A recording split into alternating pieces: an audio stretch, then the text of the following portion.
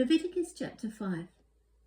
If a person sins because he does not speak up when he hears a public charge to testify regarding something he has seen or learned about, he will be held responsible. Or if a person touches anything ceremonially unclean, whether the carcass of unclean wild animals or of unclean livestock or of unclean creatures that move along the ground, even though he is unaware of it, he has become unclean and is guilty. Or if he touches human uncleanness, anything that would make him unclean, even though he's unaware of it, when he learns of it, he will be guilty. Or if a person thoughtlessly takes an oath to do anything, whether good or evil, in any manner one might carelessly swear about, even though he is unaware of it, in any case, when he learns of it, he will be guilty.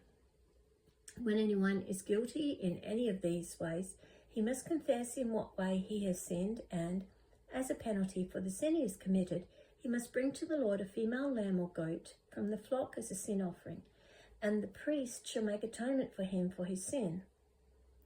If he cannot afford a lamb, he is to bring 2 doves or 2 young pigeons to the Lord as a penalty for his sin, one for a sin offering and the other for a burnt offering.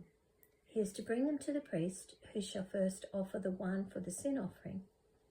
He is to wring its head from its neck, not severing it completely, and is to sprinkle some of the blood of the sin offering against the side of the altar. The rest of the blood must be drained out at the base of the altar. It is a sin offering. The priest shall then offer the other as a burnt offering in the prescribed way and make atonement for him for the sin he has committed, and he will be forgiven.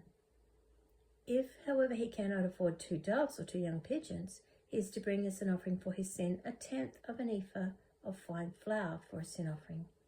He must not put oil or incense on it, because it is a sin offering. He is to bring it to the priest, who shall take a handful of it as a memorial portion and burn it on the altar on the top of the offerings made to the Lord by fire. It is a sin offering.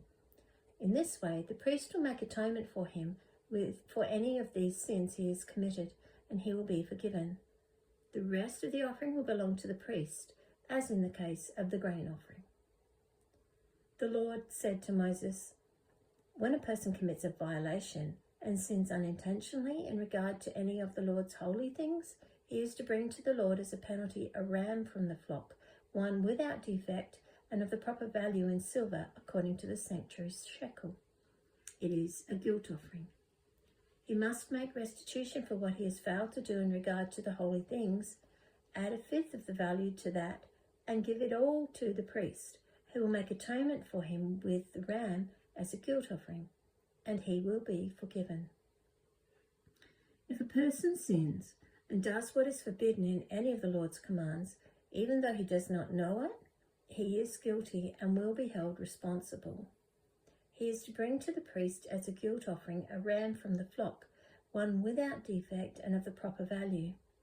In this way, the priest will make atonement for him for the wrong he has committed unintentionally, and he will be forgiven.